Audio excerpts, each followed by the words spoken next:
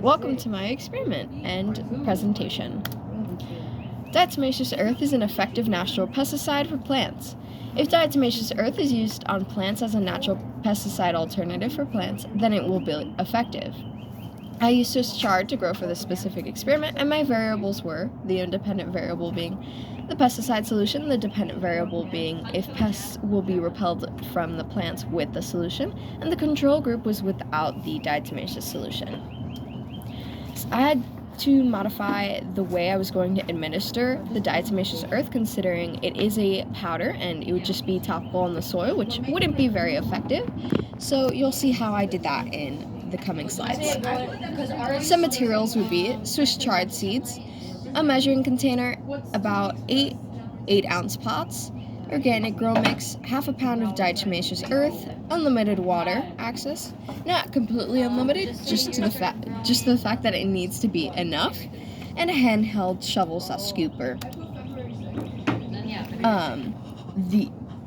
The processes needed would be to gather materials, pour water into a measuring container to a desired unit, fill pots almost to the brim with soil, separate 4 pots, plant 3 to 4 seeds in each pot, water the pots, empty the measuring cup if water is left.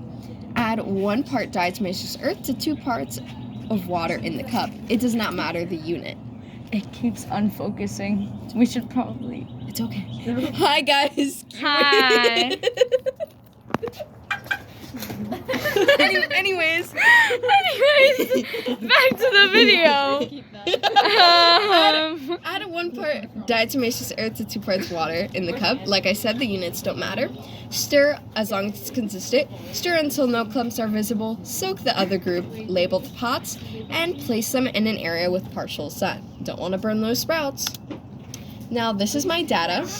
I had 0 bitten leaves, very silly, because they did not last very long. They died very fast. Germinated, sprouted. We had 1 pot lost. Someone did completely throw all the dirt out and everything, or the soil and the seeds. We had 2 thriving. Then they became sickly, and then they died. Oh. This is my control group data. We had no germination. Then we had sprouts visible. 2 pots germinated. The rest did not. We had 2 thriving again, 2 alive, and they were sickly, and then they died again. And under this chart, we have a chart representing the amount of plant deaths, and it was 50%. Whoa, meaning 100% death rate.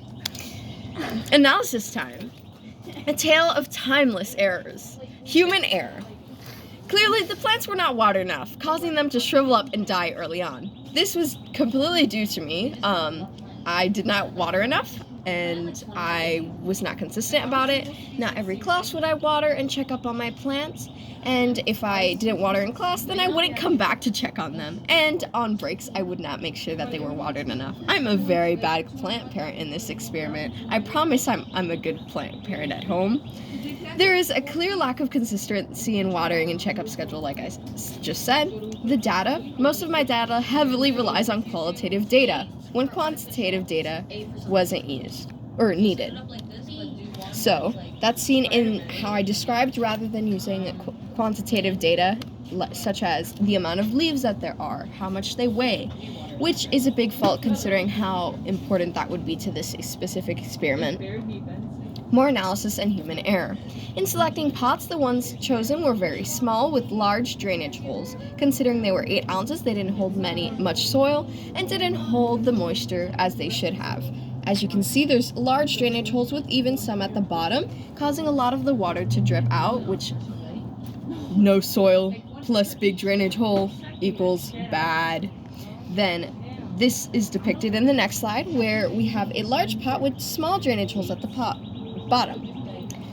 The hypothesis was not proven or disproven due to invalid data. The end.